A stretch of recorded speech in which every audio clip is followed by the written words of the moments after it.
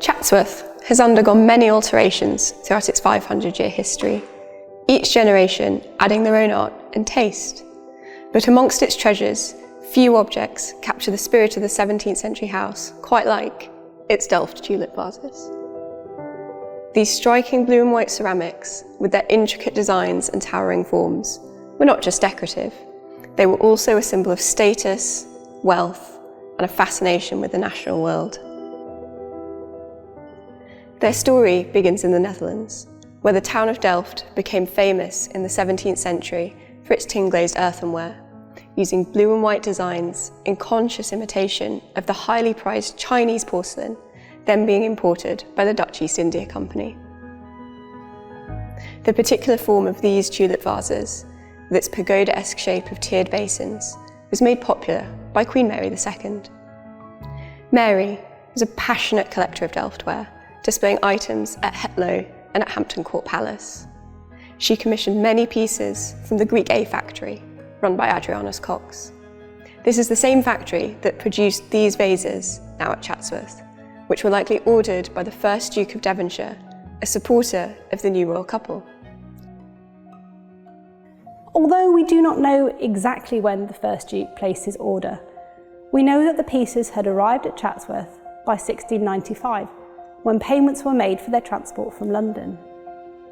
As well as the tulip vases, the Duke commissioned a series of urn-shaped planters.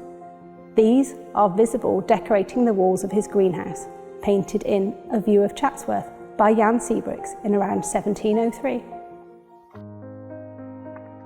Their nickname, rendered in French as Tulip Vases, ties them to another Dutch obsession, tulips. While the infamous tulip mania of the 1630s had passed by the time these vases were being made, tulips remained highly desirable and their cultivation spread to Britain in the following centuries. Even today, Chatsworth plays a role in preserving historical tulip varieties. Unlike the bold, modern hybrids, these delicate street flowers trace their lineage back to the Dutch Golden Age, their colours shaped by a virus that once made them the most valuable flowers in the world. These vases, despite their nickname, were not made for tulips alone. Their unique spouted design allowed for the arrangement of any single stem flower, roses, peonies, or any other prized blooms, to be displayed both as an individual specimen and as part of an aesthetic whole.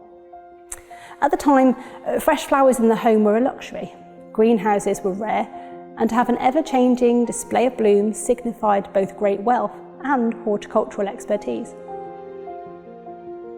The vases themselves were incredibly expensive pieces, and so a display of cut flowers arranged in the towering pagodas was not only visually arresting, but testament to the wealth of the owner. In the Chatsworth accounts, we can see that resin and beeswax was purchased, specifically to mend the so-called Dutch ware, which shows how highly they were valued. The vases themselves are feats of craftsmanship. Stackable, each layer holding water separately, allowing flowers to be arranged with care.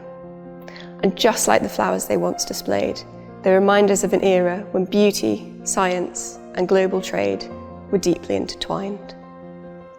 Today, they stand as symbols of the first Duke's vision, of Queen Mary's taste, and of a time when a single bloom, placed carefully in a vase, could represent the height of sophistication.